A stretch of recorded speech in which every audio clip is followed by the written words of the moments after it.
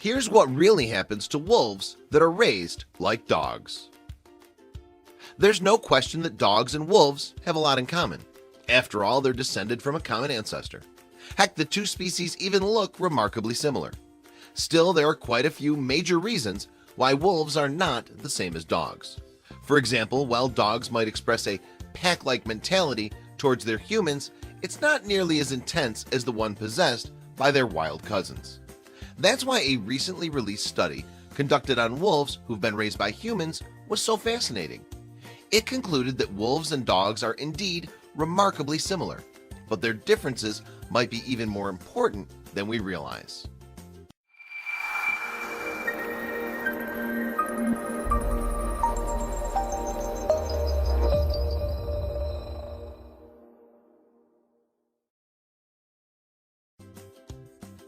There are roughly 15,000 years of evolution that distinguish dogs from wolves. Despite the similarity in appearance, it's clear how both animals have developed. And while dogs still behave like wolves in specific ways, it wasn't known until recently how much it worked the other way around. Luckily for anyone curious about the subject, a study was conducted in order to analyze the characteristics of wolves who have been raised by humans. Scientists concluded that one dog-like trait found in these wolves was the attachment they felt towards their human caregivers.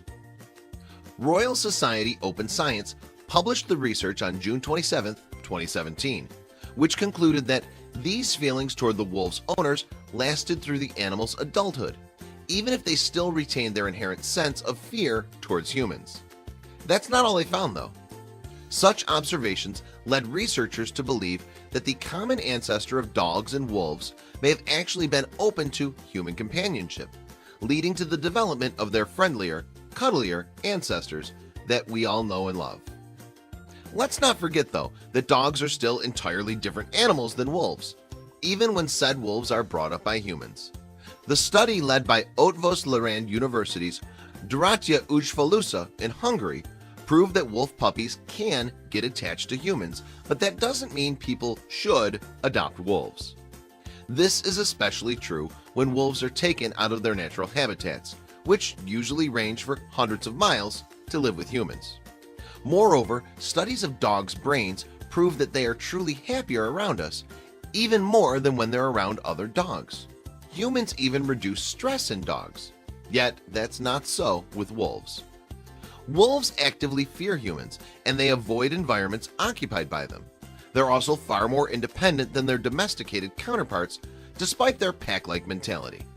For example, when wolf packs go hunting, the puppies are often left alone, so they learn to take care of themselves. Dorottya was also interested in the similarities between the two animals. For example, both wolves and dogs like to greet each other by licking each other's faces. Similarly, both dogs and wolves can understand certain human gestures, like pointing fingers, something even chimps can't do. This research was quite groundbreaking. What we learned from our study is that while dogs may be more attached to their human caretaker in the sense of dependence and using their owners as a secure place, said Dorottya in an interview, wolves are also able to form lasting affiliative relationships with their caretakers, though without a sense of dependence. Like any thorough scientific study, there were a number of other observations to make. Perhaps the most important one, though, was that as much as wolves have the capacity to connect with humans, they're not domesticated. The problem starts when people disregard the advice of professionals and mistake wolves for dogs, keeping them as pets, Dorottya said. This is a serious welfare issue for wolves, as 99% of those animals will eventually be given up and usually euthanized. Basically, wolves are wild animals, more independent, hard to control, hard to manage, and health-keeping conditions are impossible to provide in the human home. Thus, tame wolves kept as pets are a real danger to their environment and to themselves. Phew, good to know.